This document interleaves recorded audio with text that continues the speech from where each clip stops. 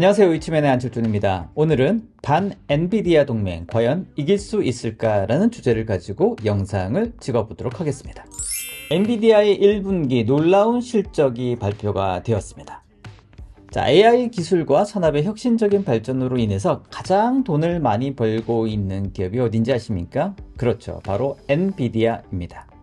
최근에 2024년도 1분기 실적을 발표했는데요. 설마 이 정도일 쯤이야? 라고 생각할 정도로 엄청난 실적을 발표를 했습니다.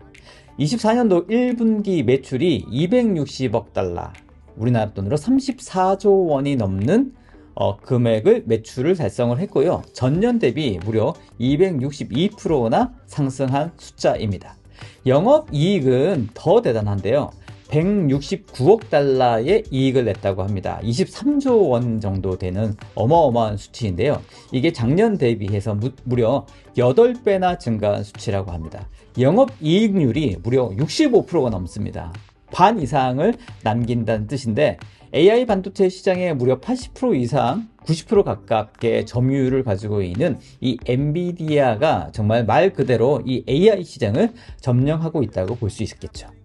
AI 산업은 사실 그 인프라 비즈니스라고 해도 과언이 아닙니다. AI 경쟁력이 어디서 나올까요? 바로 물량에서 나온다라는 얘기가 허튼 소리가 아닙니다.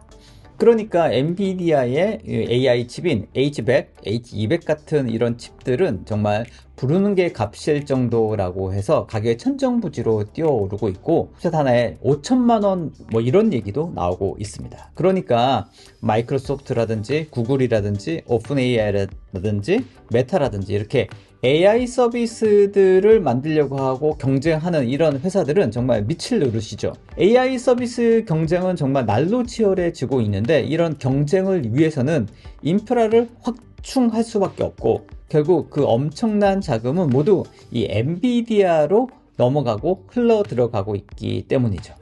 엔비디아의 경쟁자도 물론 있습니다. AMD라든지 인텔도 새로운 AI 전용 칩셋을 내놓고 점유율을 높이기 위해서 엄청나게 투자하고 노력하고 있는데요.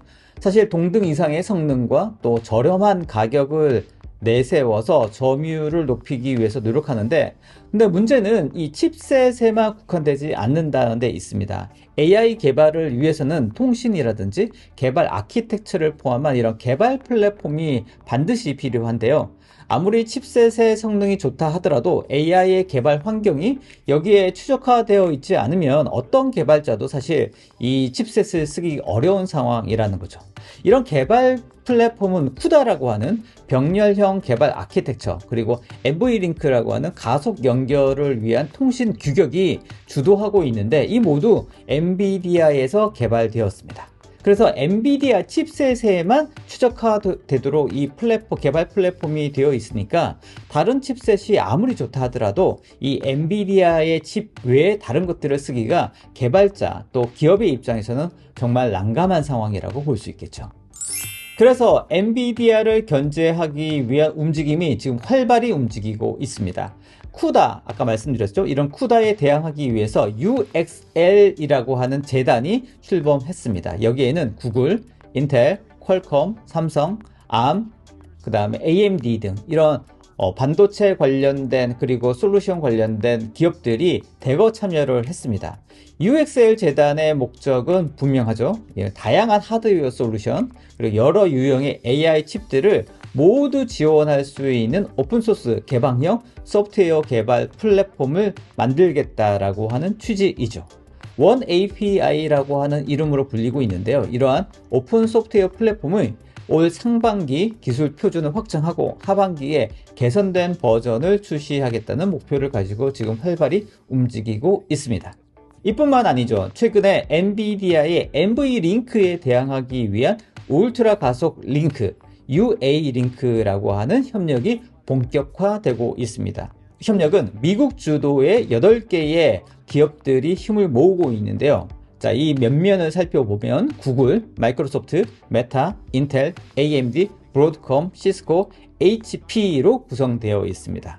그러니까 특정 칩셋이나 인프라의 구성에 상관없이 적용하고 운영할 수 있는 통신 규격을 만들겠다라고 하는 건데요. 올 3분기까지 표준을 내겠다라고 하는 계획으로 지금 움직이고 있습니다. 이 구성 멤버를 보시면 구글이라든지 마이크로소프트, 메타 이런 데가 지금 속해 있다라는 걸 보실 수 있을 것 같은데요.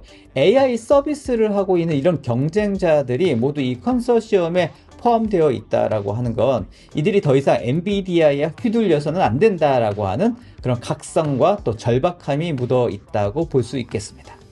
그런데 솔직히 지금 당장은 엔비디아의 이런 아성을 넘기기가 정말 쉽지 않다라고 보여지고 있습니다. 최근 대만에서 개최되었죠. 컴퓨텍스 2024에서 기조 연설자로 엔비디아의 젠슨 황 CEO가 나왔습니다. 그래서 3월에 선보인 블랙웰의 다음 버전인 루빈이라고 하는 차세대 AI 플랫폼을 발표하기도 했는데요. 사실 블랙웰 B100은 사실 아직 생산도 진행되지 않았습니다. 올 3분기쯤 본격적으로 양산이 될 것으로 지금 보고 있는데요. 벌써 그 다음 내년도 차세대 칩셋에 대한 소개를 벌써 마친 겁니다. 그리고 기존 AI 칩셋의 어떤 전환 주기가 2년 정도였는데 이를 앞으로 1년 단위로 앞당기겠다고 해서 AI 인프라 시장의 혁신을 매년 새롭게 리바이벌 하겠다라고 하는 그런 의지를 선보이기도 했습니다. 자, 기술도 이렇게 앞서가는데 사실 파트너십도 굉장히 공고합니다.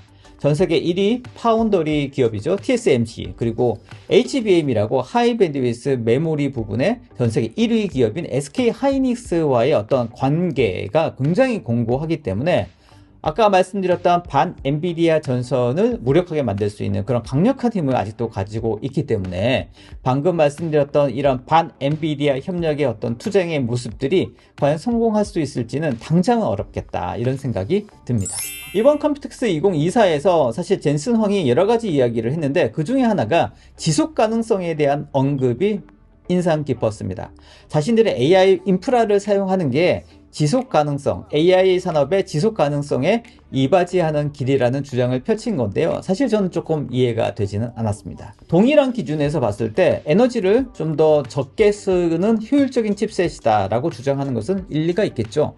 틀린 얘기가 아닐 것 같습니다. 하지만 AI 인프라가 정말 엄청난 에너지를 소모하고 있다는 것은 모두가 다 알고 있지 않습니까? 이런 상황에서 엔비디아가 이 AI 산업이 지속 가능성이 있다라고 주장하는 것은 글쎄요, 그렇게 말할 입장은 아닌 것 같기는 합니다. 사실 엄밀히 따져보면 이 AI 산업이라고 하는 자체가 과연 지속 가능한 그런 산업 모델인가에 대해서 근본적인 질문이 필요한 시점이지 않을까라는 생각도 듭니다. 엄청난 투자가 AI 산업에 이루어지고 있습니다. 그리고 에너지의 소모는 정말 어마어마하죠.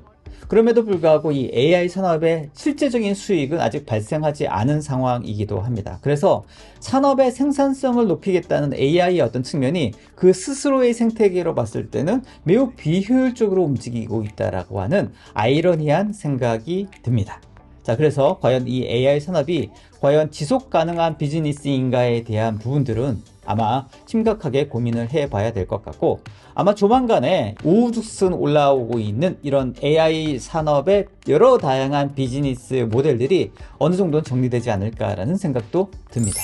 오늘 영상 어떠셨습니까? 반 엔비디아 전략이 앞으로 성공할 것인지에 대한 내용들 구체적으로 살펴봤고요. 앞으로 관련된 내용이 있으면 또 이쯤의 영상을 통해서 소개를 해드리도록 하겠습니다. 좋아요, 구독, 그리고 알림 설정까지 부탁드리겠습니다. 이쯤엔의 안철준이었습니다.